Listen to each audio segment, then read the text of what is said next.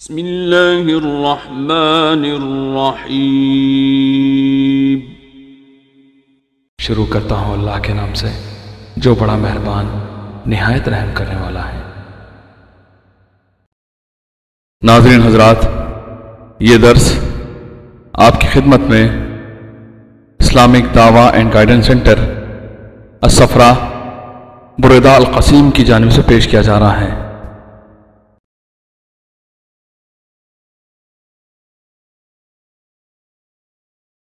درس کا عنوان ہے صحابہ اکرام کا مقام قرآن و سنت کی روشنی میں۔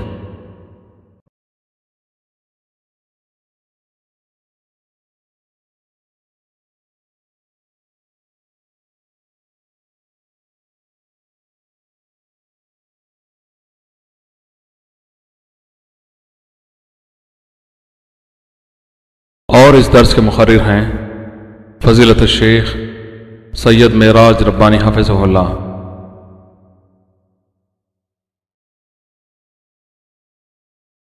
اعوذ باللہ من الشیطان الرجیم۔ قل هذه سبيلي أدعو إلى الله على بصيرة أنا ومن اتبعني وسبحان الله قل هذه سبيلي أدعو إلى الله على بصيرة أنا ومن اتبعني وسبحان الله وما أنا من المشركين۔ اے نبی، آپ کہہ دیجئے میری راہ یہی ہے، میں اور میرے پیروکار اللہ کی طرف پورے علم و یقین اور اعتماد کے ساتھ دعوت دے رہے ہیں، اور اللہ پاک ہے اور میں مشرکوں میں نہیں ہوں۔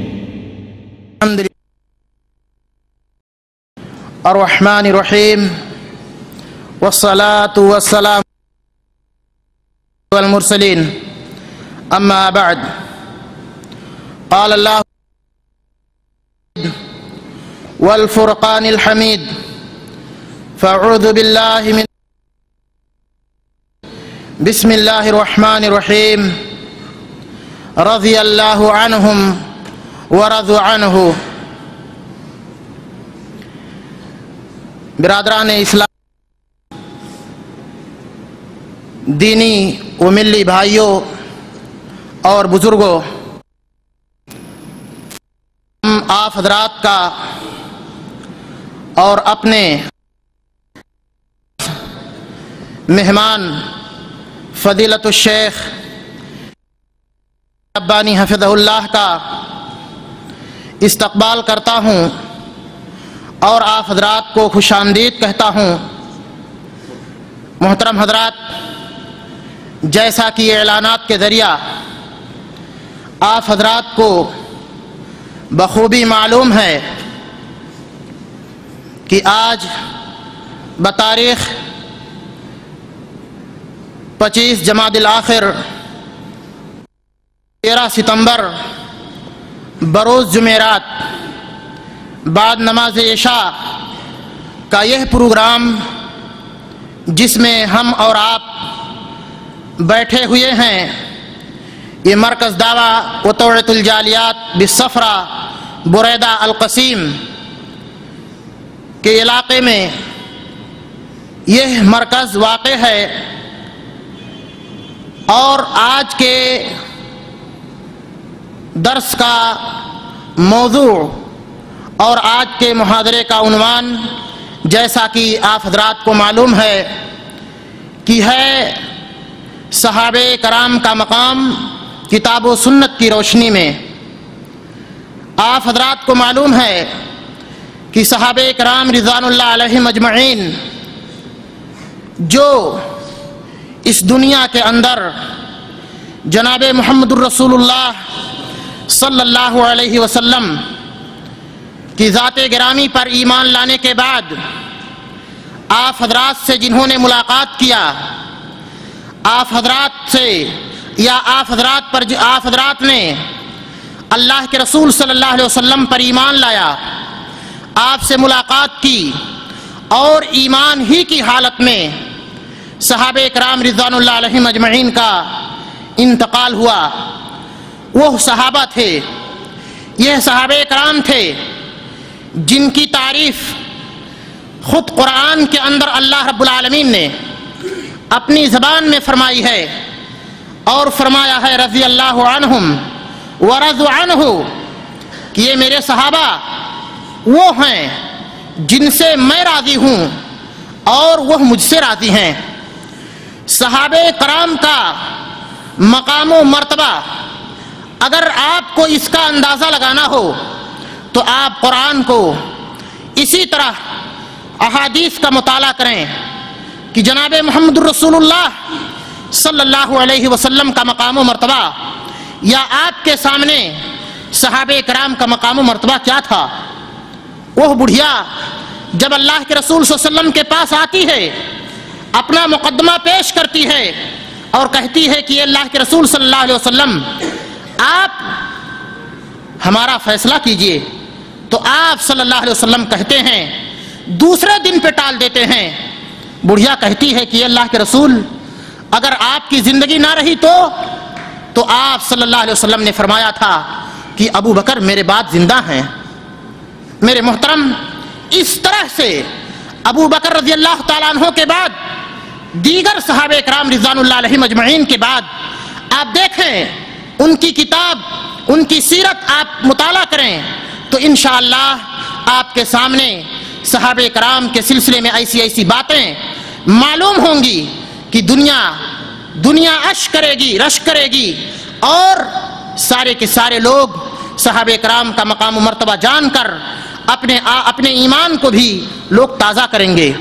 اس لیے میرے بھائی، میں زیادہ کچھ نہ عرض کر کے میں آج کے اس پروگرام کی ابتدا کے لیے میں اپنے مدیر الدعوہ فضیلت الشیخ ابو ولید خالد الحسین حفظہ اللہ کو دعوت دوں گا کہ آپ تشریف لائیں اور شیخ محترم کا اور آپ حضرات کا استقبال کریں۔ فتفضل شیخ ابو ولید حفظہ اللہ۔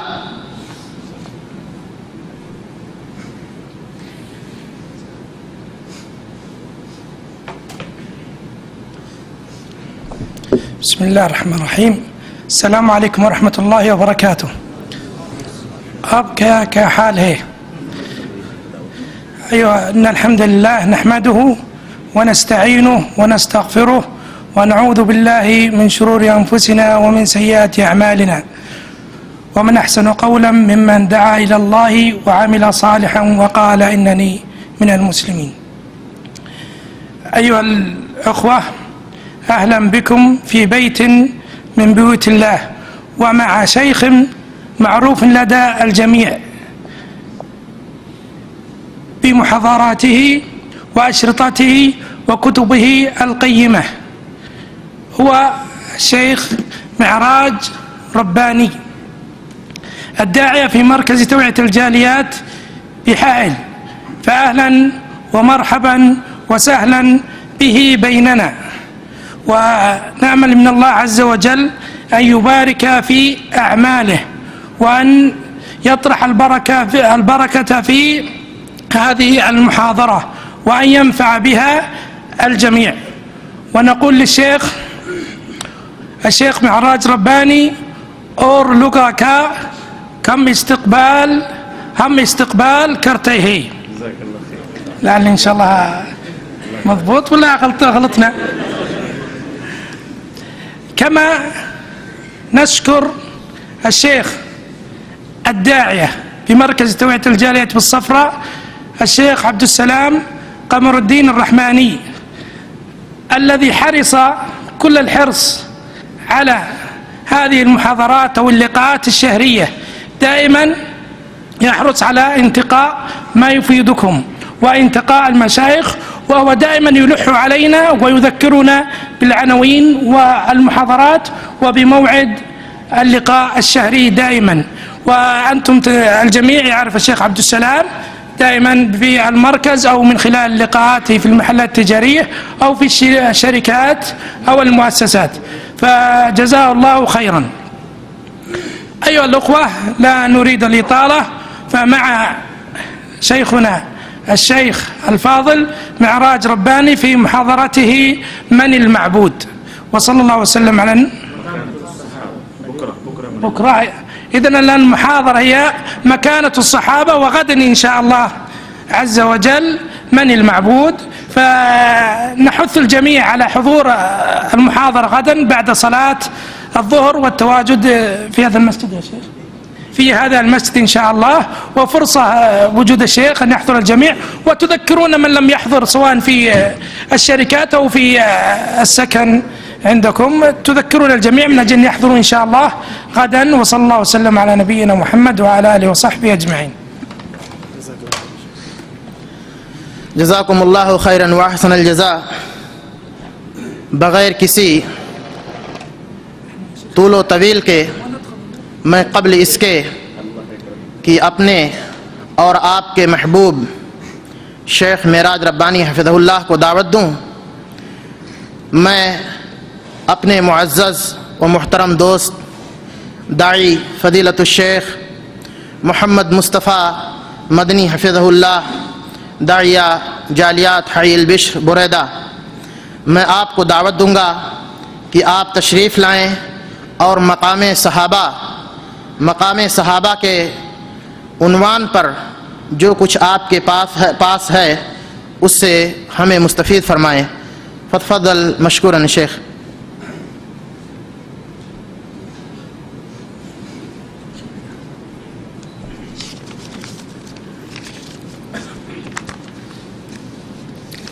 السلام علیکم ورحمۃ اللہ وبرکاتہ.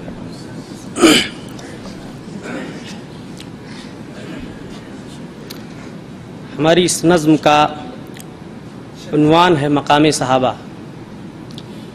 جیسا کہ آپ نے سنا شیخ کے محاضرے کا بھی یہی عنوان ہے.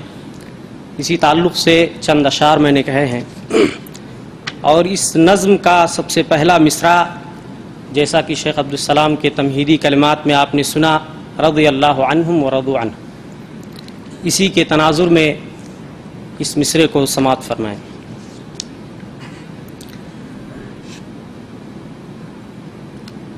صحابہ کی عظمت کو یہ بات کافی، صحابہ کے عظمت کو یہ بات کافی، صحابہ کی عظمت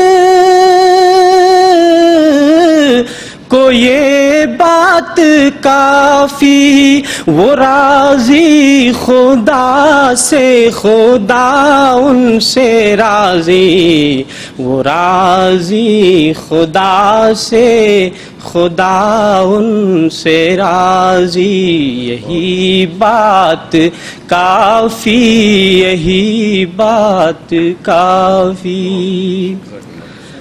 نجوم و کواکب صحابہ نبی کے، نجوم و کواکب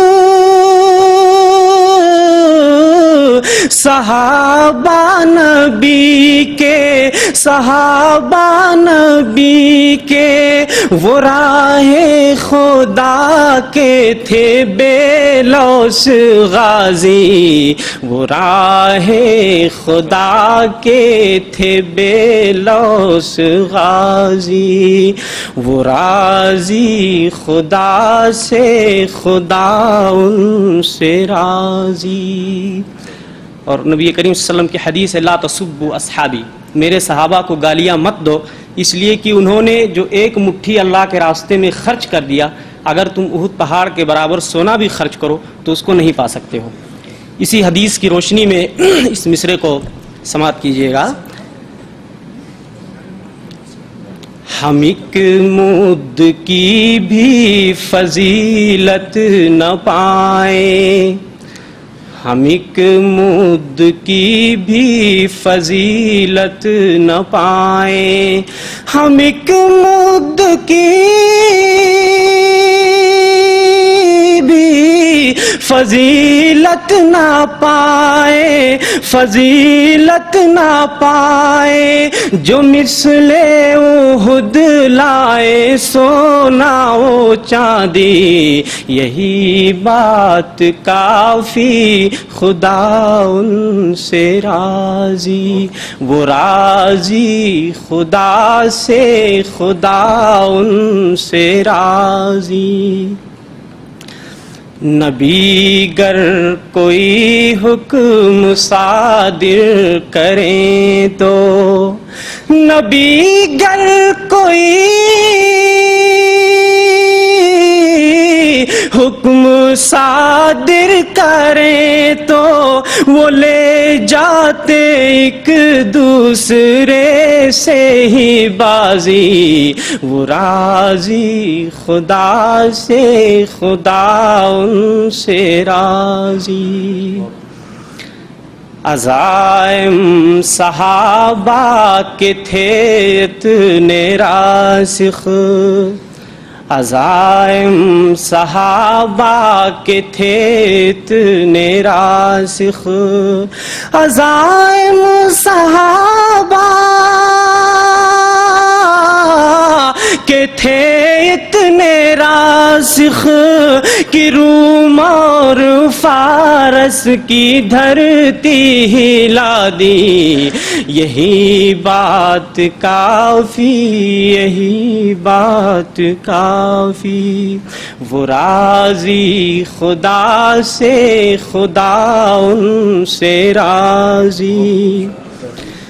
نکل پڑتے تھے لے کے تلوار فوراً، نکل پڑتے تھے لے کے تلوار فوراً، نکل پڑتے تھے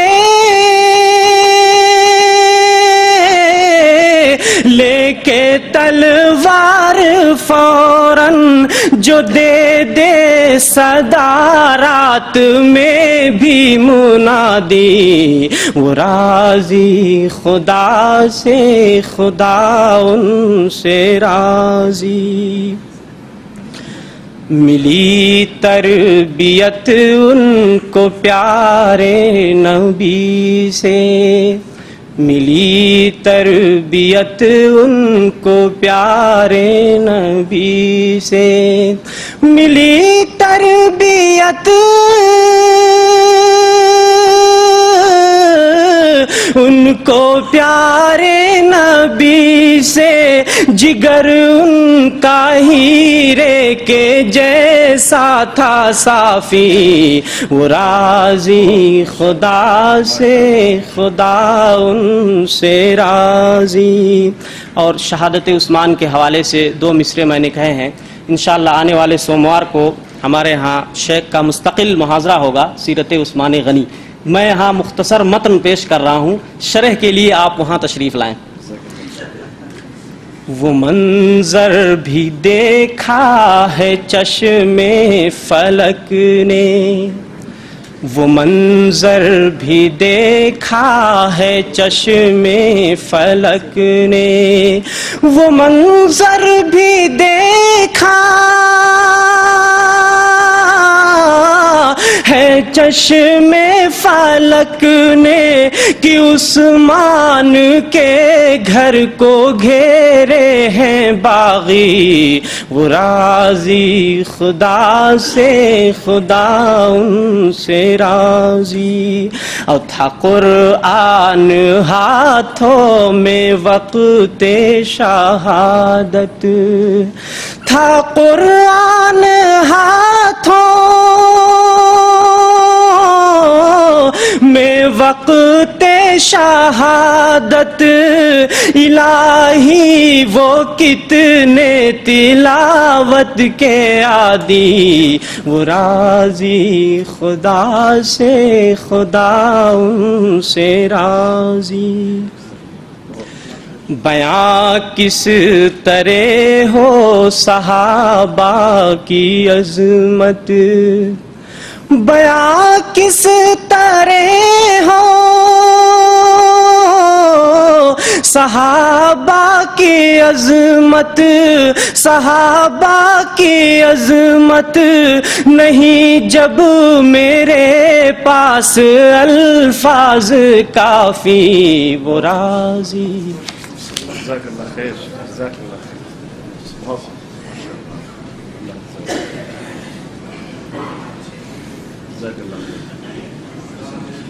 وہ خدا سے تھے راضی، خدا ان سے راضی، بیاں کس طرح ہو۔ میرے محترم فضیلت الشیخ محمد مصطفیٰ مدنی حفظہ اللہ اب تک آپ حضرات کو اپنے اشعار کی زبانی صحابہ کرام کا مقام و مرتبہ کیا تھا یہ بیان فرما رہے تھے۔ میں بلا تاخیر کے اپنے معزز مہمان فضیلت الشیخ سید معراج ربانی حفظہ اللہ کو پرخلوص دعوت دوں گا کہ آپ تشریف لائیں اور موضوع کی وضاحت کریں۔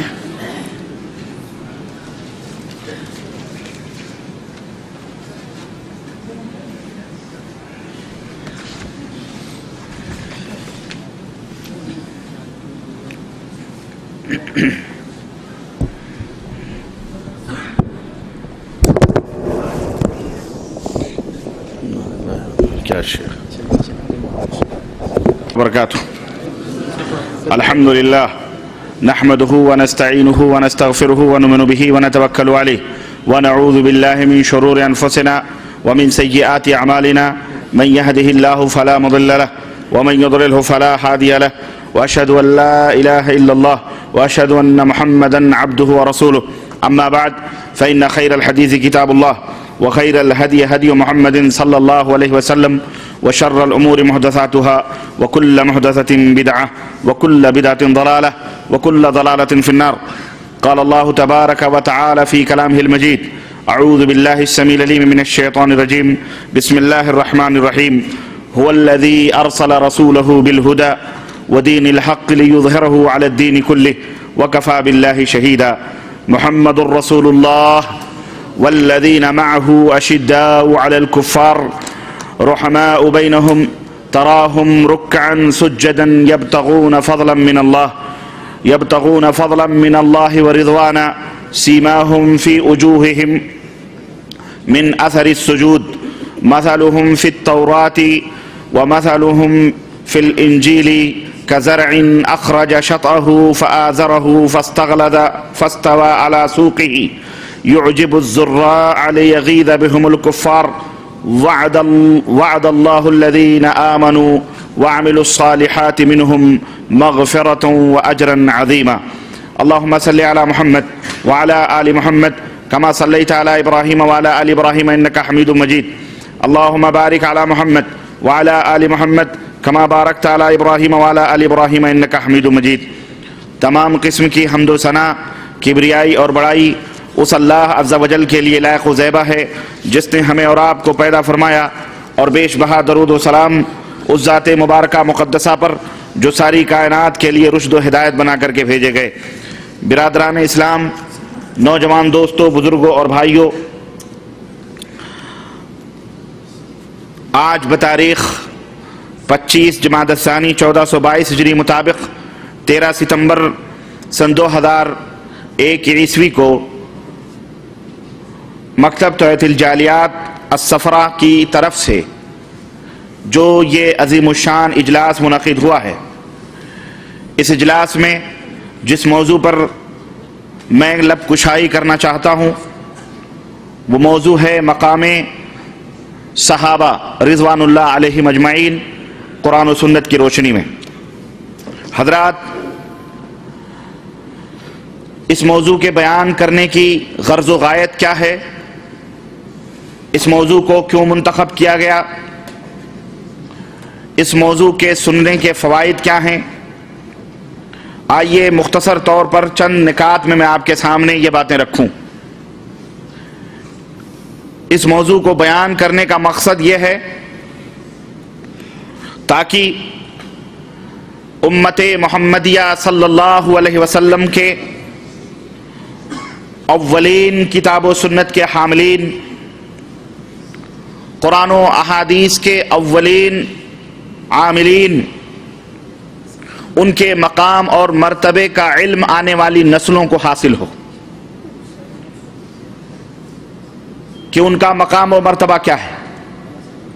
نمبر 2، صحابی کس کو کہتے ہیں اس کا بھی علم حاصل کرنا اس امت کے لیے ضروری ہے۔ نمبر 3، صحابہ کی شان اور ان کی عظمت کا تذکرہ کرنا اور ان کے نقش قدم پر چلنے کی دعوت دینا، یہ اللہ اور اس کے رسول کی سنت رہی ہے۔ اس سنت کے پیش نظر صحابہ کرام رضوان اللہ علیہم اجمعین کا یہ تذکرہ آج کیا جا رہا ہے۔ نمبر 4، اللہ اور اس کے رسول کی نظر میں جو لوگ گستاخیاں کرتے ہیں صحابہ کی شان میں، جو لوگ صحابہ کی تنقیص کرتے ہیں، انہیں ہدف ملامت بناتے ہیں، ہدف تنقید بناتے ہیں، ان کے کردار اور سیرت پر نکتہ چینیاں کرتے ہیں اور دلوں میں چھپے ہوئے ان رازوں کو جس کا علم سوائے اللہ کے اور کسی کو نہیں ہے، ان نیتوں پہ حملے کرتے ہیں، اللہ اور اس کے رسول کی نظر میں ایسے لوگوں کا مقام کیا ہے، ان کی وقعت کیا ہے۔ نمبر 6، صحابہ کرام رضوان اللہ علیہم اجمعین کا طرز عمل، جب وہ قرآن کریم سنتے تھے، جب وہ نبی کریم صلی اللہ علیہ وسلم کی احادیث سنتے تھے، تو ان کا طرز عمل کیا ہوتا تھا، اس کا بھی ذکر لوگوں کے سامنے کیا جائے تاکہ وہ اپنے اندر وہ تڑپ اور وہ جذبہ پیدا کریں۔ نمبر 7، صحابہ کرام کے گستاخ کون لوگ ہیں، اس سے بھی پردہ اٹھانے کی ضرورت ہے۔ نمبر 10، نمبر 9، 8، ایک بہتان، ایک الزام ہے جس کی تردید بھی مقصود ہے، اور اس کے علاوہ انشاءاللہ تبارک و تعالی اور بہت سارے مقاصد ہیں جو انشاءاللہ آپ سماعت فرمائیں گے۔ سب سے پہلی بات تو یہ ہے کہ صحابی کس کو کہتے ہیں، صحابی کس کو کہتے ہیں۔ شرعی اصطلاح میں، محدثین کی اصطلاح میں، صحابی اس آدمی کو کہا جاتا ہے جس آدمی نے ایمان کی حالت میں حضرت محمد الرسول اللہ صلی اللہ علیہ وسلم کو دیکھا ہو اور ایمان کی حالت ہی میں اس کی وفات بھی ہوئی ہو، اس کو صحابی کہا جاتا ہے، چاہے نبی کریم صلی اللہ علیہ وسلم کو اس نے ایک لمحے ہی کے لیے کیوں نہ دیکھا ہو، آپ کی صحبت سے ایک سیکنڈ ہی کیوں نہ فائدہ اٹھایا ہو، وہ ایمان کی حالت میں تھا، ایمان کی حالت میں اس کی موت ہوئی، اسے صحابی کہا جاتا ہے۔ حضرات، یہ مختصر سی صحابی کی تعریف سننے کے بعد میں اپنے موضوع کی ابتدا کرنا چاہ رہا ہوں۔ آپ اور ہم جانتے ہیں کہ اللہ عز و جل کا پیغام لے کر اس کائنات میں جتنے بھی انبیاء اور رسل آئے ہیں، سب کا ایک ہی دین تھا، اور وہ دین اسلام تھا۔ حضرت آدم سے لے کر حضرت عیسیٰ علیہ السلام تک جتنے بھی انبیاء اور رسول آئے، سب ایک ہی پیغام، اسلام کا پیغام لے کر کے آئے، اور یہی اسلام جب ہمارے آخری نبی خاتم النبیین حضرت محمد الرسول اللہ صلی اللہ علیہ وسلم لے کر آئے، یہ آخری دین، آخری نبی لے کر کے جب اس دنیا میں آئے، تو اللہ عز و جل نے اس آخری دین کے ساتھ ایک بات یہ بیان فرمائی کہ اِنَّا نَحْنُ نَزَّلْنَا الذِّكْرَ وَإِنَّا لَهُ لَحَافِظُونَ، ہم اس دین کو، اس اسلام کو نازل کر رہے ہیں، اس شریعت کو اتار رہے ہیں، اور ہم ہی اس کی حفاظت کی ذمہ داری بھی لے رہے ہیں قیامت تک۔ چونکہ قیامت تک اس دین کو قائم و دائم رہنا ہے، اب اس دین اسلام کے بعد، اس شریعت کے بعد نہ کوئی نبی آنے والا ہے اور نہ ہی کوئی دین آنے والا ہے۔ اس کی حفاظت کی ذمہ داری اللہ عز و جل نے اس لیے لی کہ پچھلے لوگوں کو جو دین اسلام دیا گیا تھا ان لوگوں نے اپنی منمانی، اپنی مزاج اور اپنی طبیعت سے شریعت کو چینج کیا، تبدیل کیا، تحریف و تبدیل کی، تغییر کیا، اس کو بگاڑا، اس کو بدلا۔ اسی لیے جب آخری رسول کو اللہ تبارک و تعالیٰ نے اس کائنات میں بھیجا تو یہ ہدایت بھی دے کر کے بھیجا کہ دیکھو یہ دین لے کے جا رہے ہو، ہم اس کی حفاظت کرنے والے ہیں اور قیامت کی صبح تک ہم اس کی حفاظت کریں گے۔ یہ دین قیامت تک جاری و ساری رہنے والا دین ہے۔ اس دین کے بعد اب کوئی دوسرا دین اس دنیا میں آنے والا نہیں ہے۔ اللہ عز و جل نے ارشاد فرمایا وَمَن يَبْتَغِ غَيْرَ الْإِسْلَامِ دِينًا فَلَن يُقْبَلَ مِنْهُ وَهُوَ فِي الْآخِرَةِ مِنَ الْخَاسِرِينَ۔ یاد رکھو اسی دین کا پابند، اسی اسلام کا پابند رہنا ہے تم کو۔ اسلام کو چھوڑ کر اگر تم نے کوئی اور دین اختیار کیا تو یاد رکھو آخرت میں گھاٹا اٹھانے والوں میں سے ہوگے، اور اللہ کے ہاں اسلام کے سوا اور کوئی دین مقبول ہرگز ہرگز نہیں ہے۔ اب اس دین اسلام کی حفاظت کا تقاضا تھا کہ یہ جو دین اسلام حضرت محمد رسول اللہ صلی اللہ علیہ وسلم لے کر کے آ رہے ہیں، اب اس کا یہ تقاضا تھا کہ اسے علمی طور پر اور عملی طور پر دونوں طریقے پر اس کو محفوظ کیا جائے، اس کو ثابت اور مضبوط کیا جائے۔ قیامت تک کے لیے ایسے اشخاص کی ضرورت تھی، ایسے اشخاص کی ضرورت تھی جو لوگ اس کو سمجھیں بھی، اس کے معنی اور مطلب کو سمجھ کر اس کے مطابق عمل بھی کریں۔ ضرورت تھی چند اشخاص پہ مشتمل ایسے افراد کی، ایسے جماعت کی، اور اس جماعت کے سلسلے کو قائم و دائم رکھنے کی جو اس شریعت مطہرہ صلی اللہ علیہ وسلم شریعت مطہرہ کو علمی اور عملی طور پر دونوں طرح سے حامل بھی ہوں اور اس کے عامل بھی ہوں۔ اللہ اکبر! اللہ عز و جل کی شان دیکھیں، اس کی برکت دیکھیں، اس کی عظمت و شوکت اور اس کی حکمت کو ملاحظہ فرمائیں کہ اس نے اس دین حنیف کی دونوں طرح سے حفاظت فرمائی، علمی طور پر بھی اور عملی طور پر بھی۔ علمی طور پر اس طرح سے اس کی حفاظت ہوئی کہ اس کے ایک ایک حرف کو، ایک ایک جملے اور ایک ایک نقطے، ایک ایک کلمے کو اللہ تبارک و تعالیٰ نے آج تک محفوظ رکھا ہے اور انشاءاللہ یہ قیامت تک محفوظ رہے گا۔ اس میں قطعاً کوئی بھی تغیر اور تبدیلی پیدا کر نہیں سکتا، اور کرے گا بھی تو انشاءاللہ تبارک و تعالیٰ اس امت محمدیہ صلی اللہ علیہ وسلم کے اندر ایسے مقدس لوگ موجود رہیں گے اور ایسے باغیرت مسلمان موجود رہیں گے جو اس کا پردہ فاش کرتے رہیں گے۔ علمی طور پر اس طرح اللہ تبارک و تعالیٰ نے اس کو محفوظ کیا کہ آج مسلمانوں کا ایک ننھا منھا بچہ بھی جو حرف کے روشنائی کے رنگ کو بھی نہیں جانتا ہے کہ اس کا رنگ کیا ہے، کالا ہے یا لال ہے یا سفید ہے یا پیلا ہے، لیکن اللہ کے فضل و کرم سے اس کلام مجید کا یہ معجزہ ہے کہ اس کی زبان پر قرآن کریم رواں اور دماں ہے اور اسے یاد ہے۔ ایک ننھا منھا بچہ بھی اپنے سینے میں اللہ کے کلام کو محفوظ کر لیتا ہے۔ یہ اس کلام کا معجزہ ہے اور اس کلام کی برکت ہے۔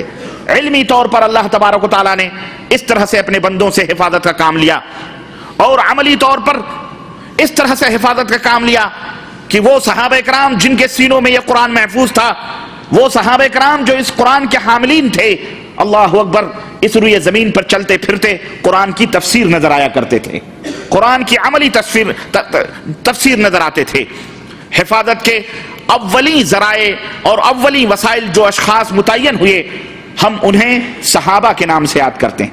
یہ صحابہ کی وہ جماعت تھی، یہی وہ مقدس جماعت تھی جو اللہ عز و جل کے وحی کے اولی مخاطبین تھے۔ یہ لوگ، یہی جماعت ہے جس جماعت پر اس دین اسلام کا سب سے پہلا تجربہ کیا گیا ہے، سب سے پہلا تجربہ، اس کے احکام، اس کی شریعت، اس کے اوامر، اس کے نواہی کا سب سے پہلا تجربہ یہی صحابہ کرام کی مقدس جماعت تھی جس کے اوپر کیا گیا، اور اس کی تفصیلات میں نہیں جانا چاہتا کہ یہ تجربہ کتنا کارگر اور کتنا نفع بخش ثابت ہوا کہ وہ لوگ جو بکریوں کے چرواہے تھے، وہ لوگ جو گڈریے تھے، وہ لوگ جو زنا اور فحاشی اور بے حیائی کو ایک عام جیسا کام سمجھتے تھے، وہ لوگ جو قتل و غارت گری جن کا مشغلہ تھا، وہ لوگ جو شراب اور بد کرداریوں کے اندر معروف تھے، اللہ اکبر، اس تجربے نے ان کو اتنا فائدہ پہنچایا، کلام اللہ نے اتنا فائدہ پہنچایا کہ وہی ڈاکو، وہی رہزن دنیا کے رہبر اور دنیا کے قائد اور دنیا کے امیر بن گئے۔ دنیا کے امامت کا کام اللہ عز و جل نے ان سے لیا۔ یہی وہ مقدس جماعت تھی صحابہ کرام کی، جنہوں نے براہ راست صاحب وحی حضرت محمد رسول اللہ صلی اللہ علیہ وسلم سے اس دین کو حاصل کیا اور اس دین پر عمل کر کے دنیا کے سامنے پیش کیا۔ یہی وہ جماعت ہے صحابہ کرام کی جس نے من وعن، الف سے لے کر یا تک جتنا بھی نبی کریم صلی اللہ علیہ وسلم سے اس دین کا جس نے بھی علم حاصل کیا، لفظاً بلفظ، معناً بمعنن، اپنے شاگردوں اور اپنے آنے والی نسلوں تک ان کو پہنچا دیا ہے۔ یہی صحابہ کرام کی وہ اولی جماعت ہے جسے خود اللہ تبارک و تعالیٰ نے سجایا ہے، سنوارا ہے، ان کے نفسوں کو پاک و صاف کیا ہے، ان اپنی منشا اور اپنی مرضی اور اپنی چاہت کے مطابق ان کے سیرت، ان کے کردار کو اللہ عز و جل نے سنوارا اور سجایا اور بنایا ہے، درست کیا ہے، اور ان کے سیرت و کردار کو مزین اور آراستہ کیا ہے خود عرش والے نے، اللہ عز و جل نے۔ چنانچہ مدرسہ مصطفی صلی اللہ علیہ وسلم کے یہ ہونہار اور مقدس جاباز سپاہی جو دن کے اجالوں میں فوجی تھے تو رات کی تاریکیوں میں رب ذوالجلال کی بارگاہوں میں سجدہ ریز، تضرع اور گریہ وزاری میں مصروف رب ذوالجلال سے راز و نیاز کی باتیں کرتے رہتے تھے۔ یہ اس مدرسے کے ہونہار طالب علم تھے جنہوں نے سب کچھ اللہ عز و جل کی رضا کے لیے، رب کی خوشنودی کو پانے کے لیے، اپنے نبی کے چہرے کی مسکراہٹ کے لیے انہوں نے اپنا تن، من، دھن سب کچھ قربان کر دیا۔ بیوی، بچے، مال، دولت، جاہ، جلال، حکومت، سلطنت، یہاں تک کہ جب ضرورت پڑی تو اپنے خون کو بھی نبی کریم صلی اللہ علیہ وسلم کے حکم پہ بہانا انہوں نے اپنی معراج سمجھی، اور شہادت کے جام کو پینا انہوں نے اپنے زندگی کا مقصد سمجھا۔ یہی وہ صحابہ کرام تھے، اور یہی وہ خوش نصیب صحابہ کرام کی جماعت تھی جن کی تعلیم و تربیت کے لیے، اللہ اکبر، جن کی تعلیم و تربیت کے لیے، جن کو پاک و صاف کرنے کے لیے، جن کو سجانے اور سنوارنے کے لیے ایک ایسا استاذ اللہ عز و جل نے مقرر فرمایا، ایک ایسا عظیم الشان مربی اللہ عز و جل نے عطا فرمایا، ایک ایسا معلم، ایک ایسا مزکی، ایک ایسا مصفی اللہ عز و جل نے ان کے سیرت و کردار کو ڈھالنے کے لیے ایک ایسا مدرس مقرر فرمایا جسے خود رب العالمین نے رحمت للعالمین کا زرعی تاج عطا فرمایا۔ قرآن کریم میں جس کی تعریف اللہ عز و جل نے یوں فرمائی، وَمَا أَرْسَلْنَاكَ إِلَّا رَحْمَةً لِلْعَالَمِينَ، اے محمد، اے میرے نبی صلی اللہ علیہ وسلم، اگر میں کائنات کے لیے رب العالمین ہوں تو آپ کائنات کے لیے رحمت للعالمین بنا کر کے بھیجے گئے ہیں۔ جس کے زلفوں کی رب نے قسم کھائی تو کہیں وَالضُّحَىٰ وَاللَّيْلِ إِذَا سَجَىٰ فرمایا، جس کے آنکھوں کی قسم کھائی اور جس کے آنکھوں کا تذکرہ فرمایا تو ما زاغ البصر وما طغیٰ کا ذکر فرمایا، اور جس کے اخلاق کا تذکرہ فرمایا تو قرآن کریم میں اللہ عز و جل نے فرمایا انک لعلی خلق عظیم، اے نبی آپ اعلیٰ اخلاق کے مالک ہیں۔ جن کے اوپر اپنے انعام اور اپنے نوازشوں کا ذکر فرمایا، جس نبی کے اوپر تو انا اعطیناک الکوثر فصلی لربک وانحر ان شانئک ھو الابتر فرمایا، اور فتح و کامرانی کی خوشخبریاں رب ذوالجلال نے دی تو اس نبی کے بارے میں فرمایا انا فتحنا لک فتحا مبینا۔ اللہ عز و جل نے جب اپنی ملاقات کا ذکر اس نبی سے فرمایا تو فرمایا سبحان الذی اسری بعبدہ لیلا من المسجد الحرام الى المسجد الاقصی۔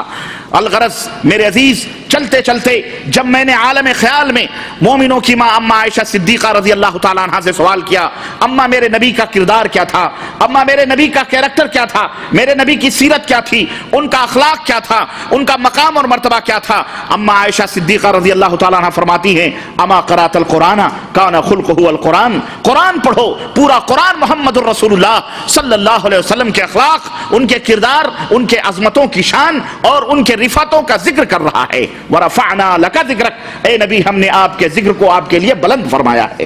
اور قیامت کی صبح تک یہ ذکر، حتیٰ کہ قیامت کے اندر بھی محمد الرسول اللہ صلی اللہ علیہ وسلم کو وہ مقام عطا فرمایا جائے گا کہ جس کے بارے میں نبی فرماتے ہیں انا سید ولد آدم، میں تمام آدم کی اولاد کا، آدم سے لے کر اور آنے والی قیامت کی تک کی نسلوں کا میں سردار ہوں گا، ولا فخر، اور مجھے اس کے اوپر کوئی فخر نہیں۔ وہ محمد الرسول اللہ صلی اللہ علیہ وسلم جن کے سر پر سید العرب والعجم کا تاج رکھا گیا، وہ نبی جو سید ولد آدم کا تاج لے کر کے آئے، وہ نبی جنہیں اسراء اور معراج کا تاج عطا فرمایا گیا، وہ نبی جو آدم سے لے کر حضرت عیسیٰ علیہ السلام حضرت عیسیٰ علیہ السلام تک جتنے انبیاء اور رسول آئے ہیں، ہم دیکھتے ہیں اس نبی کے پیچھے وہ نبی جن کے پیچھے تمام نبیوں اور رسولوں نے اقتدا کی، مقتدی بنے، اور محمد الرسول اللہ صلی اللہ علیہ وسلم نے ان کی فرمائی۔ میرے عزیز، وہ نبی اور وہ معلم، وہ مدرس، اللہ اکبر، جو اس کائنات میں ہم دیکھیں تو فاطمہ کے ابا بن کر کے آئے، وہ نبی جو حسنین کے نانا بن کر کے آئے، وہ نبی جو بن کے آئے تو حضرت عائشہ صدیقہ کے شوہر بن کر کے آئے، صہیب اور بلال، ابو بکر صدیق، ابو بکر عمر، مصعب و عمیر اور طلحہ و زبیر کے امام بن کر کے آئے، ہم سب کے امام بن کر کے آئے، کائنات کے امام بن کر کے آئے۔ لیکن اس کائنات میں جہاں ہم سب کے امام بن کر کے آئے، وہیں رب کے غلام بھی بن کر کے آئے۔ وہ نبی جس کی شان اور جس کا مقام اللہ عز و جل نے پورے قرآن کے اندر بیان فرمایا ہے۔ میرے عزیز، وہ نبیوں میں رحمت، لقب پانے والا، مرادیں غریبوں کی برلانے والا، وہ بجلی کا کڑکا تھا یا صوت ہادی، وہ بجلی کا کڑکا تھا یا صوت ہادی، عرب کی زمین جس نے ساری ہلا دی۔ وہ نبی آیا، وہ مربی، وہ استاذ، وہ معلم۔ اللہ عز و جل نے اتنی عظمتوں والے، اتنی شان والے نبی کو ان صحابہ کرام کی مقدس جماعت کا معلم اور مدرس بنا کر کے بھیجا، جس کا مقام اور یہ مرتبہ تھا اور یہ انعام تھا اللہ عز و جل کی طرف سے صحابہ کرام کے لیے۔ چنانچہ قرآن کریم میں اللہ عز و جل نے سورہ آل عمران آیت نمبر 164 کے اندر اللہ رب العزت نے اپنے اس انعام کا ذکر یوں فرمایا ہے، لَقَدْ مَنَّ اللَّهُ عَلَى الْمُؤْمِنِينَ إِذْ بَعَثَ فِيهِمْ رَسُولًا مِّنْ أَنفُسِهِمْ يتلو عليهم آياته ويزكيهم ويعلمهم الكتاب والحكمة وإن كانوا من قبل لفي ضلال مبين۔ کہ اللہ کا احسان ہے اے مومنو، تمہارے اوپر اللہ کا احسان ہے کہ اللہ نے انہی مومنوں میں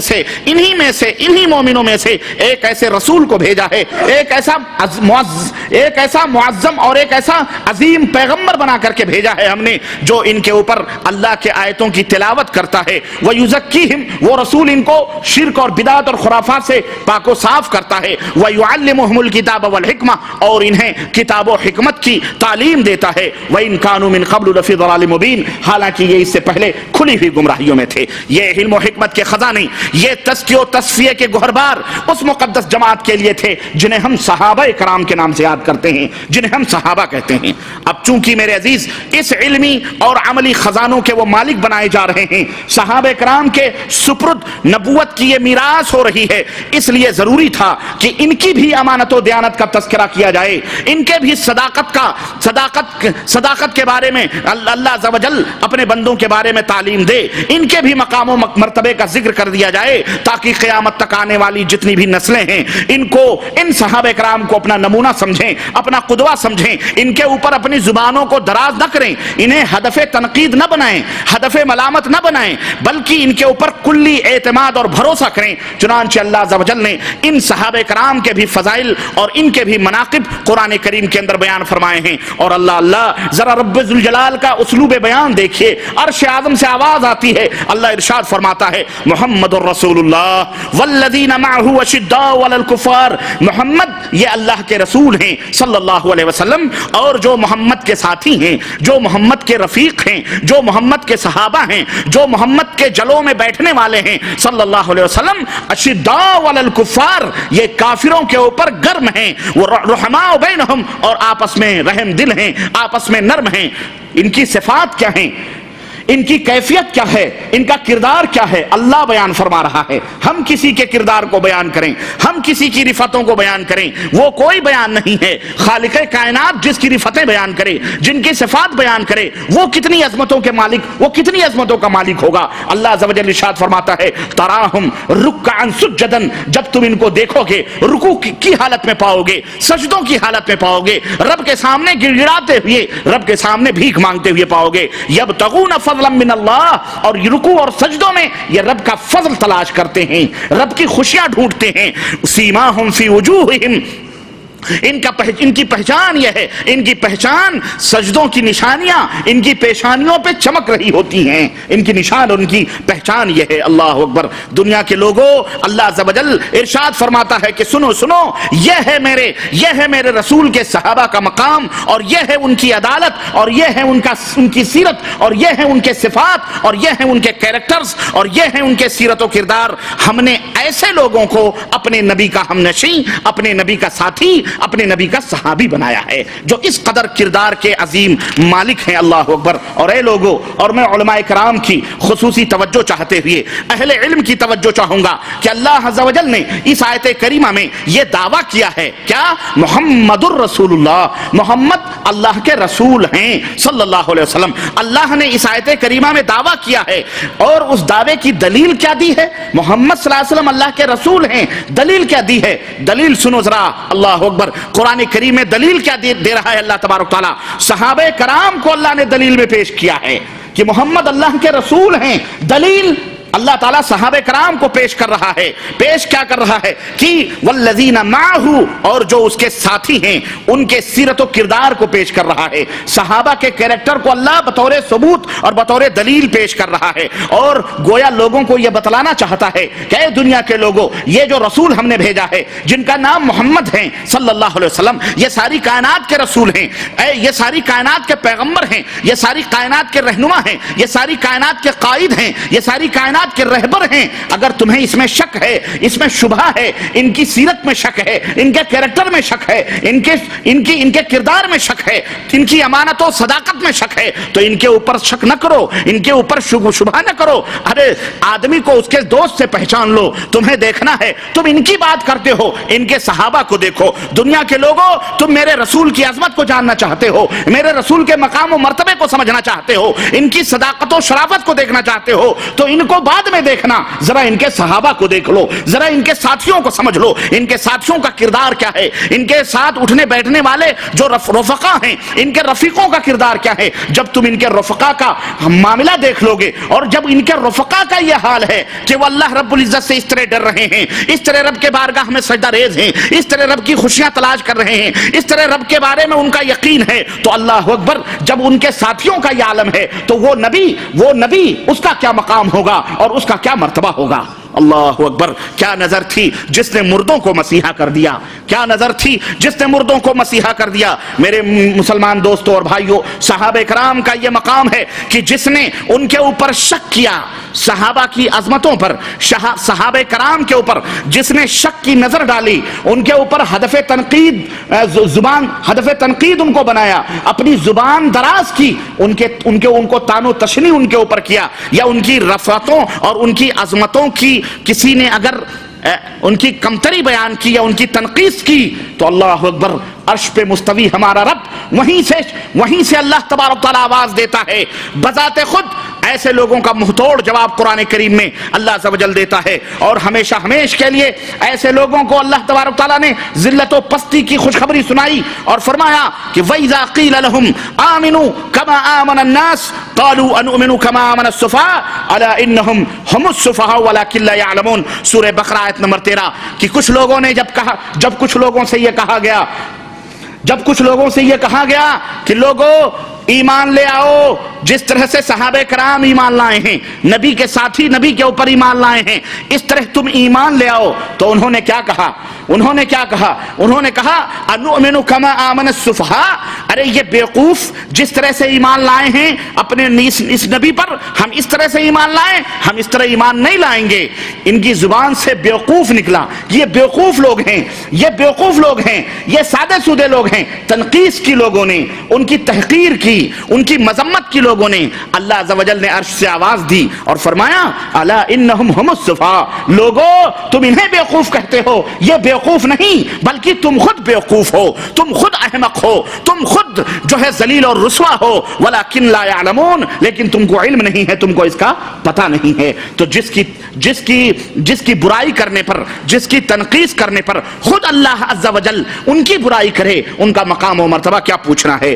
میرے عزیز، صحابہ کرام کا مقام جاننا ہے، یہی میرے نبی کے صحابہ ہیں کہ اللہ عز و جل قرآن کریم کے اندر کہیں ان کی تعریف اور ان کی توصیف اس طرح بیان فرما رہا ہے کہ رضی اللہ عنہم ورضوا عنہ، اللہ ان سے راضی ہوا اور وہ اللہ سے راضی ہوئے۔ قیامت تک کے لیے جس طرح کسی نبی کا نام علیہ السلام کے بغیر لینا یہ اس نبی کی گستاخی یا یوں کہیے بے ادبی ہے، اسی طرح کسی صحابی کا نام بغیر رضی اللہ عنہ کے لینا یہ بھی بے ادبی ہے۔ مسلمان اس کو بے ادبی سمجھتا ہے۔ قیامت تک کے لیے بشارتیں ان کے ناموں کے ساتھ لگا دی گئیں، جس طرح عیسیٰ کے ساتھ علیہ السلام لگے گا، موسیٰ کے ساتھ علیہ السلام لگے گا، ہمارے نبی کے ساتھ علیہ السلام لگے گا، اسی طرح سے حضرات صحابہ کرام رضوان اللہ علیہ مجمعین کے ساتھ رضی اللہ عنہ لگے گا، اللہ ان سے راضی ہوا۔ اور پھر میرے عزیزو صرف یہی نہیں کہ وہ اللہ سے راضی ہوئے، نہیں، ایک تو یہ ہے کہ آپ اپنے مالک سے راضی رہیں، آپ اپنے مالک سے خوش رہیں، یہ ایک الگ بات ہے، اور دوسری اس سے بڑی بات یہ ہے کہ آپ کا مالک آپ سے راضی اور خوش رہے، آپ کا مالک آپ سے راضی خوش رہے، یہ ذرا اس سے بڑی مختلف بات ہے۔ اللہ فرماتا ہے یہ صحابہ صرف مجھ سے راضی اور خوش نہیں، بلکہ اللہ فرماتا رضی اللہ عنہم، اللہ ان سے راضی ہوا، ورضوا عنہ، اور یہ سارے کے سارے اللہ سے راضی ہوئے، اللہ ان سے راضی اور خوش ہے۔ اور میرے عزیز، اللہ تبارک و تعالی جس سے راضی اور خوش ہو، کیا یوں ہی اللہ کسی سے راضی اور خوش ہوگا؟ نہ، اس کا اندر، اس کا باہر، اس کا ظاہر، اس کا باطن، اس کا اگلا، اس کا پچھلا، وہ علام الغیوب ہے، وہ غیبوں کا جاننے والا ہے، وہ سب کچھ دیکھ بھال کر کسی سے راضی اور خوشی کا اعلان فرمائے گا۔ آج وہ اعلان فرما دے، کل وہ بدکار نکل جائے، آج وہ اعلان فرما دے، کل وہ بدتمیز نکل جائے، ایسا تو نہیں۔ اللہ عالم الغیب ہے، علام الغیوب ہے۔ اللہ رب العزت نے جب یہ بات بیان فرمائی کہ میں ان سے راضی اور خوش ہوا، تو ظاہر ہے اللہ نے ان کے ظاہر کو بھی دیکھا ہے، ان کے باطن کو بھی دیکھا ہے، ان کے مستقبل کو بھی دیکھا ہے، ان کے ماضی کو بھی دیکھا ہے، ان کے حال کو بھی دیکھا ہے۔ اسی لیے اللہ تبارک و تعالیٰ نے یہ اعلان فرمایا کہ میں ان سے راضی اور خوش ہوں۔ اب یہ جو کچھ بھی کرتے رہیں، خلاص معاملہ صاف ہے، اللہ عز و جل راضی اور خوش ہے۔ مسلمانوں، اب ذرا ہمیں یہ بات بتلاؤ کہ جو صحابہ سے راضی نہ ہو، جو صحابہ سے راضی نہ ہو، جو صحابہ کے اوپر زبان دراز کرے، جو صحابہ کو گالیاں دے، جو صحابہ کی گستاخی کرے، جو صحابہ کو ہدف تنقید بنائے، جو نعوذ باللہ صحابہ کو رشوت خور کہے، استغفر اللہ، اور غیر نہیں، کافر نہیں، خود کلمہ پڑھنے والے، اپنے آپ کو اہل السنہ والجماعہ کہنے والے، رافضی شیعہ کہیں تو کہیں، خود اپنے آپ کو مسلمان کہلانے والے، اپنے آپ کو بہت بڑا لیڈر کہلانے والے، رشوت خور کہیں، صحابہ کو جاہل کہیں، صحابہ پر تبرے کسیں، صحابہ کو مفاد پرست سے نعوذ باللہ تعبیر کریں، صحابہ کی تنقیص کریں، بڑی بڑی کتابیں لکھیں، اس میں صحابہ کی توہین کریں، صحابہ کو اقربا پرور کہیں، ان کی عظمتوں اور ان کی نیتوں پر شک کریں، بتاؤ اس کا کیا حشر ہونے والا ہے؟ پتہ یہ چل رہا ہے کہ وہ صحابہ تو وہ تھے جن سے اللہ راضی ہوا، لیکن یہ اللہ کے بندے ہو کر صحابہ سے راضی اور خوش نہیں ہیں۔ تو جس سے اللہ راضی اور خوش ہے، اگر بندے اس سے راضی اور خوش نہ ہوں تو بتاؤ اس کا حشر کیا ہوگا اور اس کا انجام کیا ہوگا؟ میرے عزیزو، میرے عزیز، میرے دوست، آج کل تو میرے بھائی بہتانوں کا اور اتہامات کا ایک طوفان بدتمیزی ہمارے ملکوں کے اندر بپا ہے، اور اللہ کرے آپ اس کو نہ جانیں، لیکن ہمیں یہ سننے میں آتا ہے کہ وہ طوفان بدتمیزی کی شوشاں اور کچھ نہ کچھ حرکتیں ہمارے یہاں مملکت سعودیہ عربیہ میں بھی لا کر کے لوگ بانٹتے ہیں، اور چپکے وہاں کی گند یہاں بھی پھیلانے کی کوششیں کرتے ہیں۔ اس لیے یہ بات بھی بتلا دینا میں سمجھتا ہوں ضروری ہے کہ آج لوگ ایک دوسرے کو بدنام کر کے اپنی اپنی دکانیں چمکانے کے لیے جھوٹی تہمتیں، ایک چیز تو یہ ہے کہ ہمارے اندر وہ عیب ہے، ہمارے اندر وہ برائی ہے، تو آپ ہم کو کہہ دیں کہ بھائی تمہارے اندر یہ عیب اور یہ برائی ہے، ہم اللہ سے توبہ کر لیں۔ یہی صداقت اور یہی امانت اور یہی الدین و النصیحہ کا معنی اور مفہوم ہے۔ لیکن ہمارے فرشتوں فرشتوں کو بھی اس کی خبر نہیں, ہمارے لوگوں کو اس کا پتہ ہی نہیں, اس کا علم نہیں, ہم نے جانا نہیں, ہم نے پڑھا نہیں, ہم نے دیکھا نہیں, نہ ہمارا وہ ایمان, نہ ہمارا وہ عقیدہ, نہ ہماری کتابیں, نہ ہمارا کردار, نہ ہمارا منہج, نہ ہمارا ایمان, نہ ہمارا وہ عقیدہ, اور الٹا آپ ہمارے اوپر یہ الزام لگائیں کہ یہ صحابہ کے گستاخ ہیں, نعوذ باللہ, جھوٹی تہمتیں لگانا شروع کریں تو کیا حشر ہوگا. آپ دیکھیں, ہم بھی انسان ہیں, ہمارا بھی فرض ہے کہ ہم امت محمدیہ کے سامنے اپنی صفائی پیش کریں یا نہ کریں.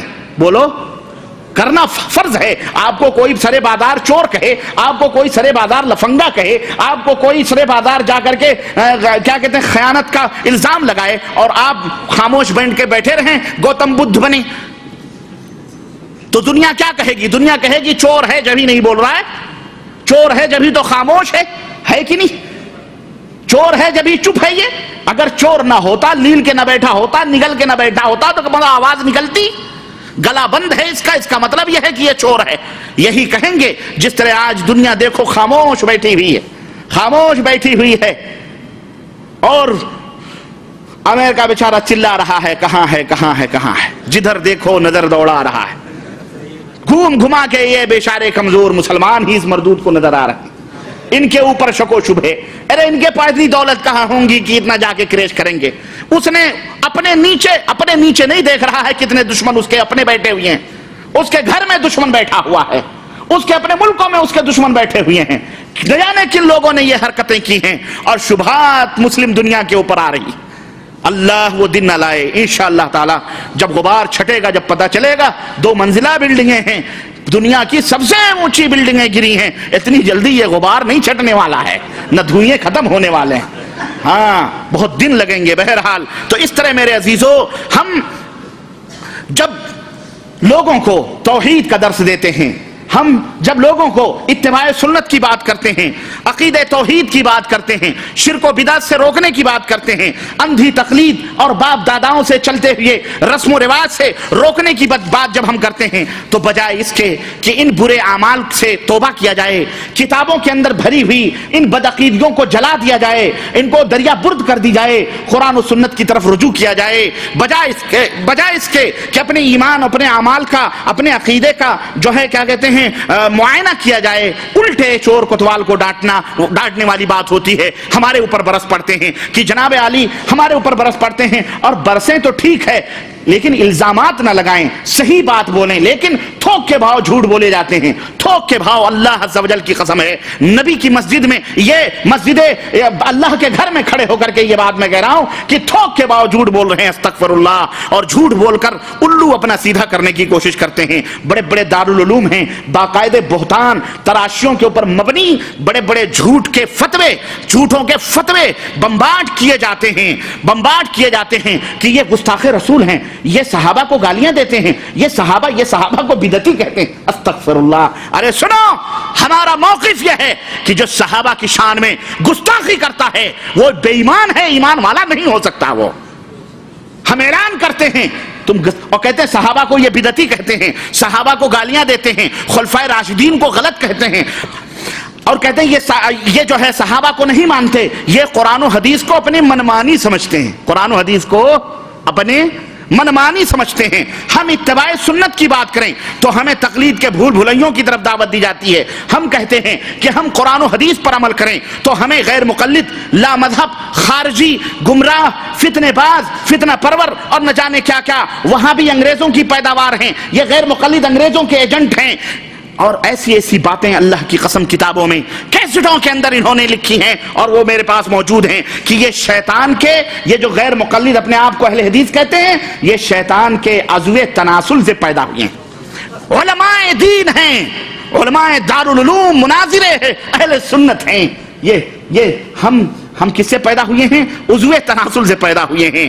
اور جناب علی استغفر اللہ مار ڈالیں گے, گولیوں سے بھون دیں گے, مسجدوں سے نکال دیں گے, گنڈا گردی, گالی گلوج, اور مختلف علاقوں میں مختلف القاب سے نوازتے ہیں. کہیں کہتے ہیں یہ وہابڑا ہے, کہیں کہتے ہیں یہ وہابڑا ہے, کہیں کہتے ہیں یہ کنجھڑوا ہے, کہیں کہتے ہیں کہ یہ جو ہے چھگنڈی ہے, کہیں کہتے ہیں یہ تنڈے ہیں. ہمارے کرناٹک میں بنگلور کا تنڈے کے نام سے یاد کرتے ہیں, بعض لوگوں نے کہا ہے ہے نا بتایا مجھے کہیں کہیں کچھ مختلف القاب سے. اور میں ایسے موقع پر وہی حضرت شیخ عبد القادر جیلانی رحمت اللہ علیہ کی بات یاد آتی ہے, جن کو یہ پیرانے پیر اور غوث الاعظم سمجھتے ہیں, جن کو اپنی مصیبتوں کے لیے بلاتے ہیں. انہوں نے کہا ہے کہ جو اہل حق ہیں, جو اہل سنہ ہیں, جن کا نام اہل حدیث ہے اپنی غنیت الطالبین میں, ان کو یہ بدعتی نئے نئے نام دیتے ہیں, لیکن یہ نئے نئے نام برے ان کو لگ نہیں جاتے ہیں. جس طرح نبی صلی اللہ علیہ وسلم کو شاعر, پاگل, مجنون, دیوانہ کہا جاتا تھا, مشرکین مکہ کہتے تھے, تو یہ ان کو لگ نہیں جاتے ہیں.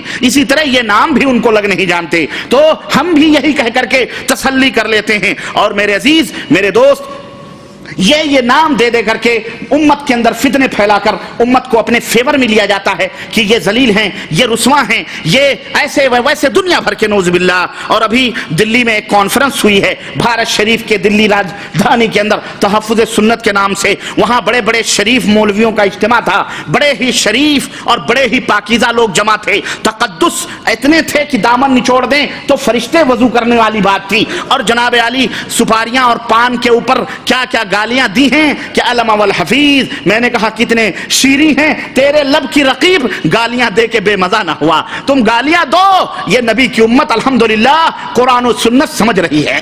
تم نہ سمجھو, تم اپنا حدیث پروف اپنے دماغ کو بنائے رکھو, لیکن یہ نبی کی بھولی بھالی امت انشاءاللہ تبارک و تعالی تمہارا حساب و کتاب قیامت کے دن ہوگا. یہ نبی کی امت الحمدللہ سمجھ رہی ہے کہ قرآن کیا ہے اور نبی کا مقام کیا ہے, نبی کی احادیث کیا ہیں. الحمدللہ دارالعلوموں کے ایک بڑے شریف مفتی نے, نام نہیں لوں گا, علی بنگلور کانفرنس ہوئی, اس میں کہا فخر سے کہو ہم حنفی.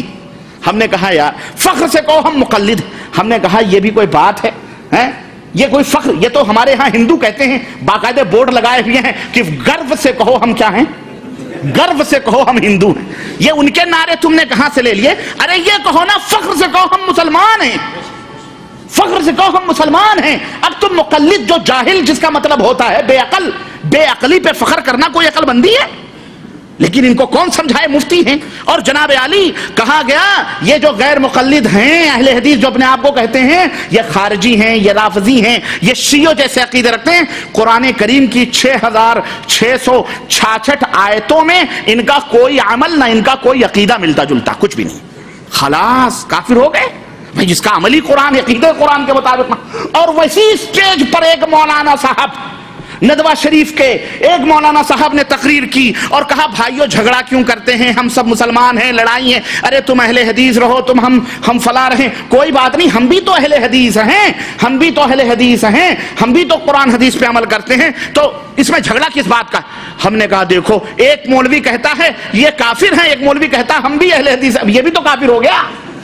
یہ تضاد بیانیاں اسٹیجوں پر اور نمک مرچے لگا کر, اور جناب علی ایک پیٹتا جاتا ہے, دوسرا پاؤڈر مارتا آتا ہے, ایک زخم لگاتا جاتا ہے اور دوسرا پالش کرتے ہوئے آتا ہے. یہ کہاں کی حماقتیں؟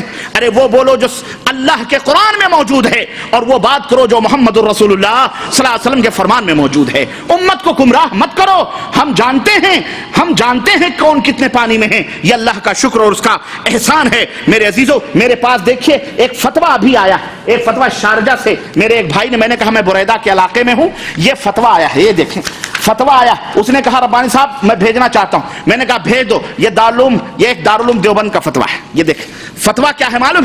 فتویٰ یہ ہے کہ ایک اہم فتویٰ نام نہاد اہل حدیث غیر مقلدین کے بارے میں کیا فرماتے ہیں علماء دین کہ غیر مقلدوں کے پیچھے نماز پڑھنا جائز ہے کہ نہیں, اور باقی نیلون پہ مسح کرتے ہیں اور یہ کرتے ہیں. یہ جناب علی نشاط روڈ ابراہیم آباد پیر والی گلی سہارنپور, حضرت مفتی صاحب کا 3 مفتی ہیں, 4 مفتی, 4 چوپٹا ناس ہوتا ہے, 4 مفتی ہیں, چاروں مفتی نے 4 مذہب کے ہوں گے نا, اس لیے انہوں نے لکھا ہے مفتی حبیب الرحمان خیر آبادی مفتی دارالعلوم دیوبند 27 ربیع الاول کی 27 تاریخ کو 1422, مفتی عبداللہ صاحب مفتی دارالعلوم دیوبند, مفتی کفیل الرحمان صاحب مفتی دارالعلوم دیوبند. اس طرح سے یہ دیکھیں دارالعلوم دیوبند کی مہر کے ساتھ کہتے ہیں کہ غیر مقلد بسم اللہ الرحمن الرحیم بجواب و باللہ التوفیق غیر مقلد لا مذہب ہوتے ہیں.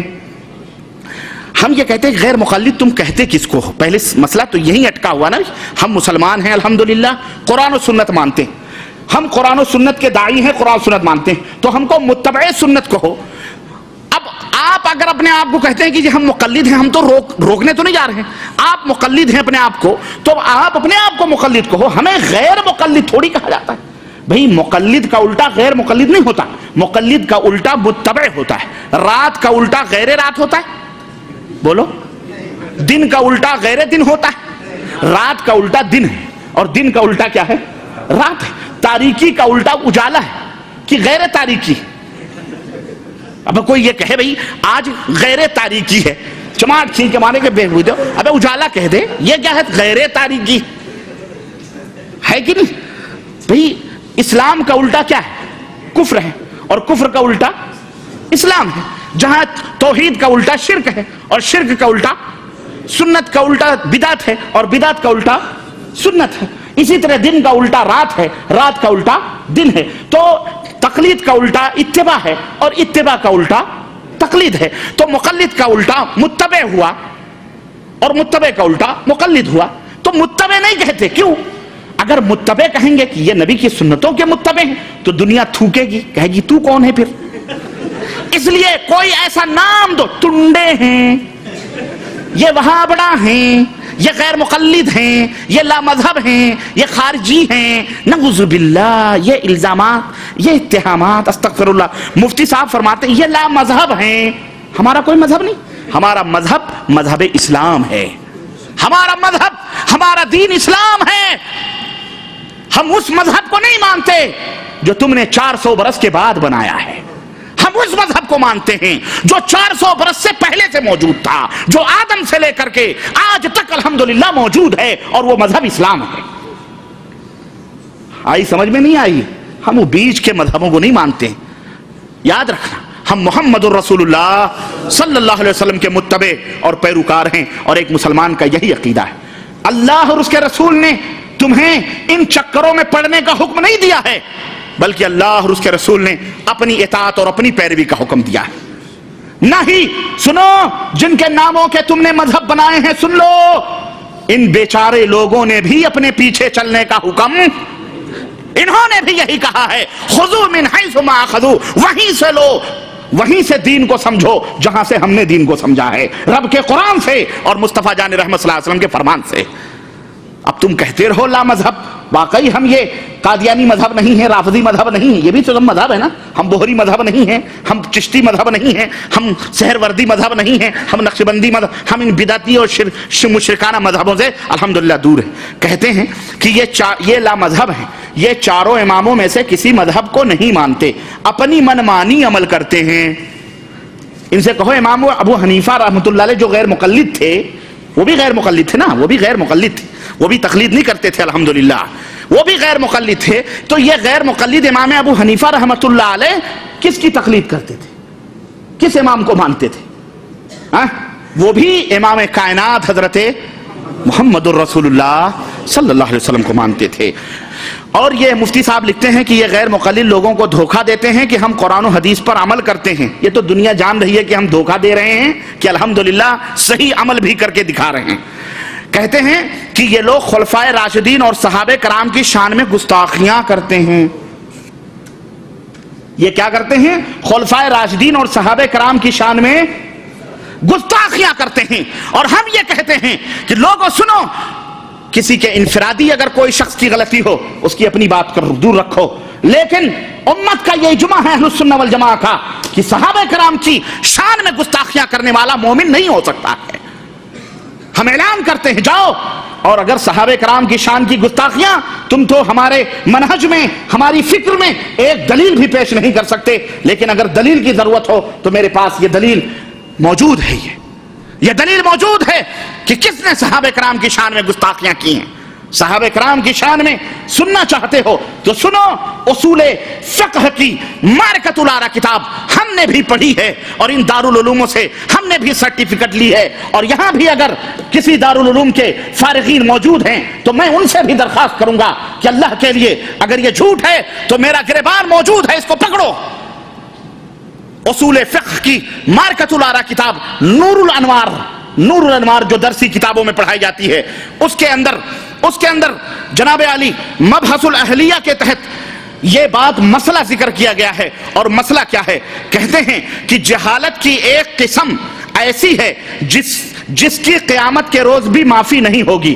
جہالت کی ایک قسم ایسی ہے، اور یہ لکھنے والے کون ہیں معلوم ہیں؟ یہ لکھنے والے ہیں حضرت شیخ احمد معروف، جن کا نام ملا جیون ہے. ملا جیون رحمت اللہ علیہ کی یہ کتاب ہے نور الانوار فقہ حنفیہ کی مارکۃ العرا کتاب، مبحث الاہلیہ.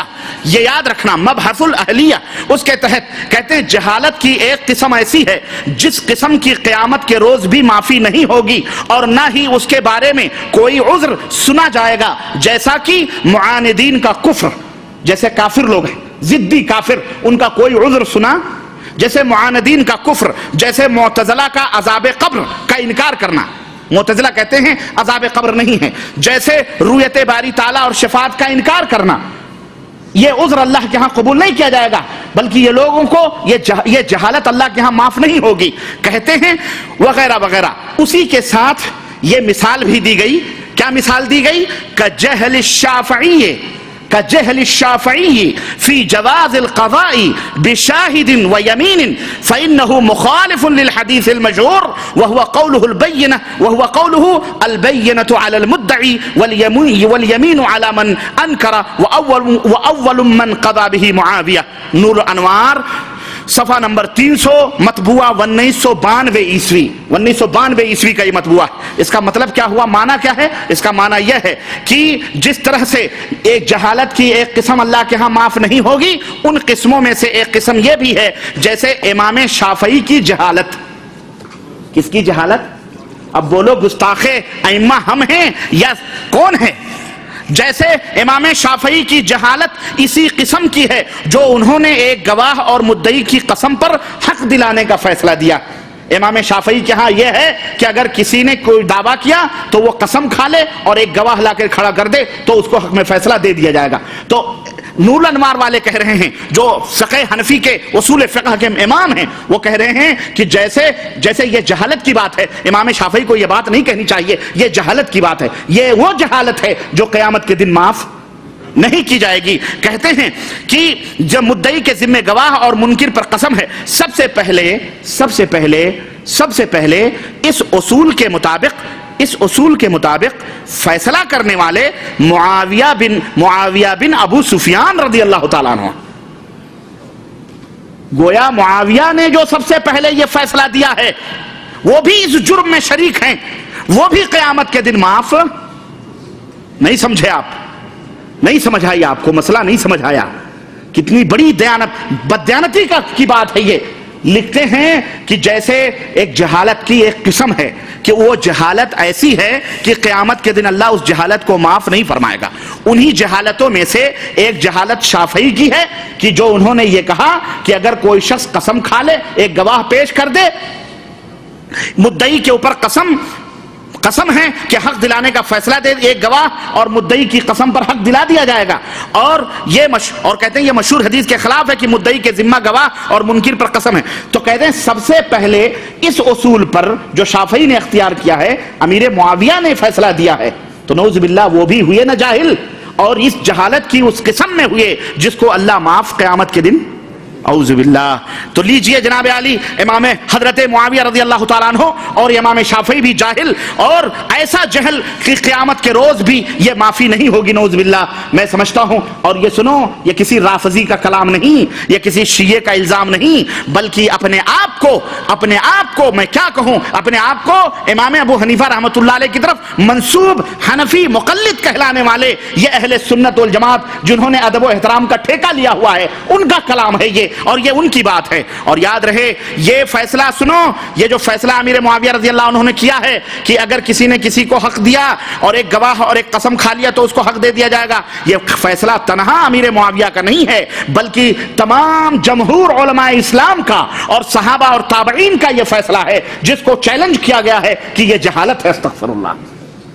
कितनी बड़ी जुर्रत की बात है। और यही कौल अबू बकर सिद्दीक का भी है, यही कौल हजरत उमर का भी है, यह हजरत उमर बिन अब्दुल अजीज का है, यही कौल मालिक का है, इमाम शाफई का है, इमाम अहमद बिन हंबल का है, बल्कि फुक़हाए मदीना और तमाम उलमाए हिजाज और अक्सर उलमाए अमसार का भी यही हुक्म है। शरह मुस्लिम जिल्द नंबर 2 सफ़ा नंबर 74 इमाम नववी ने अपनी शरह में इसको जिक्र फरमाया है, जिसके ऊपर इन्होंने कह दिया कि यह जहन्नम में जाने वाली जहालत है, और जिसकी जहालत का इर्तिकाब अमीर मुआविया ने इमाम शाफी ने किया है। और यहीं पर बस नहीं मेरे अजीज, ताज्जुब तो यह है कि नूरुल अनवार के जो मुअल्लिफ मुल्ला जीवन हैं, उन्होंने क्या लिखा? उन्होंने लिखा कद नकलना कुल्लु हाज़ा नहवा मा क़ाल असलाफुना व इन कुन्ना लम नश्तरी अलैह। हमने ये सब कुछ जो बातें लिखी हैं वही नकल किया है जो हमारे बुजुर्गाने अहनाफ लिखते आए हैं, अगरचे हम उसकी जुरात नहीं रखते, हमारे अंदर इसकी जुरात अगरचे नहीं है, लेकिन हम चूंकि उन्होंने नकल किया है हमने भी नकल कर दिया है। और हाशिये में उसी किताब के मौलाना क्या लिख रहे हैं कि लिअन्न फी हादल बयान सूल अदब, इकरार भी कर रहे हैं कि ये सहाबा की गुस्ताखी है, ये सहाबा की तौहीन है, इसमें अइम्मा की गुस्ताखी भी है, उसके बावजूद भी तुम लिख रहे हो, क्या मतलब है तुम्हारा, तुम कहना क्या चाहते हो? और उल्टा चोर कोतवाल को ढाके डांटे कि जी हम सहाबा की गुस्ताखी कर रहे हैं। अस्तगफिरुल्लाह अस्तगफिरुल्लाह। मेरे अजीजों, मेरे दोस्तों, बातें बहुत हैं, मैं एक मिसाल दे करके आगे बढ़ना चाहता हूं। ये देखो, कह रहे हैं खुलफाए राशिदीन को नहीं मानते, सहाबा की शान में गुस्ताखियां करते हैं, इमाम अबू हनीफा को गालियां देते हैं। अरे जो इमाम अबू हनीफा को गाली दे, मैं उसके ईमान में शक करता हूं कि उसका ईमान भी सही है या नहीं। तो इमाम अबू हनीफा रहमतुल्लाह अलैह की बात करते हो, और इमाम अबू हनीफा रहमतुल्लाह अलैह की अपने आप को मैं कहना चाहूंगा, माफ कीजिएगा, बात आई है तो मैं समझा दूं और अच्छी तरह से समझा दूं। हम नहीं कहते कि उम्मत मुहम्मदिया के आम लोग इसमें मुलव्विस हैं, इनके पीछे बड़े बड़े उलमा, ये बड़े बड़े जुगादरी, ये बड़े बड़े मौलवी लोग हैं जिन्होंने गुस्ताखियां की हैं। और जो लोग, हम जितने भी अपने आप को कहने वाले, कोई कहे हनफी, कोई कहे मालिकी, हम उससे इतराज नहीं, कहते रहो, लेकिन ईमान तुम्हारा, अकीदा तुम्हारा पैगंबर इस्लाम हजरत मुहम्मदुर रसूलुल्लाह सल्लल्लाहु अलैहि वसल्लम जैसा होना चाहिए। तुम अपने आप को बस्तवी कहो, तुम अपने आप को गोंडवी कहो, तुम अपने आप को सऊदी कहो, तुम अपने आप को हिंदी कहो, तुम अपने आप को पाकिस्तानी कहो, इससे क्या होता है? निस्बतों से क्या होता है? अरे क्रिश्चियन अपने आप को ईसाई कहते हैं, तो क्या ईसाई कहने की वजह से वो जन्नत में चले जाएंगे? कोई किसी की निस्बत किसी को जन्नत या जहन्नम में नहीं ले जाएगी। तुम अपने आप को हनफी शौक से कहो, लेकिन इमाम अबू हनीफा का अकीदा मानो। किसका अकीदा? हनफी कहो, लेकिन इमाम अबू हनीफा के अकीदे पर चलो, इन दज्जालों के अकीदे पर न चलो, मक्कारों के झूठों पर, जिन्होंने अपने अपने अकीदे गढ़े हैं। और मैं पूछना चाहूंगा, क्या इमाम अबू हनीफा रहमतुल्लाह अलैह का था अकीदा कि नबी करीम सल्लल्लाहु अलैहि वसल्लम जिंदा है? क्या था यह अकीदा इमाम अबू हनीफा रहमतुल्लाह अलैह का? लेकिन आज हमारे मुल्कों के तकरीबन 75% मुल्ला ने यह अकीदा रखते हैं कि नबी करीम सल्लल्लाहु अलैहि वसल्लम जिंदा हैं, और जिंदा ही नहीं हैं बल्कि बाकायदे अज़वाज मुतहरात पेश की जाती है नौज़ुबिल्लाह, और बाकायदे आप उनसे शब्बाजी फरमाते हैं। क्या यह इमाम अबू हनीफा का अकीदा था रहमतुल्लाह अलैह का? नऊजुबिल्लाह। क्या इमाम अबू हनीफा अकीदा था कि मरने के बाद तीजे दोयम सोयम 40वां फातिहा करो? क्या इमाम अबू हनीफा रहमतुल्लाह अलैह का अकीदा था कि उर्स और मेले के डेगे ठनकाओ? क्या इमाम अबू हनीफा रहमतुल्लाह अलैह का अकीदा था कि गांजे और बांजे और भंग और भंगड़े डालो?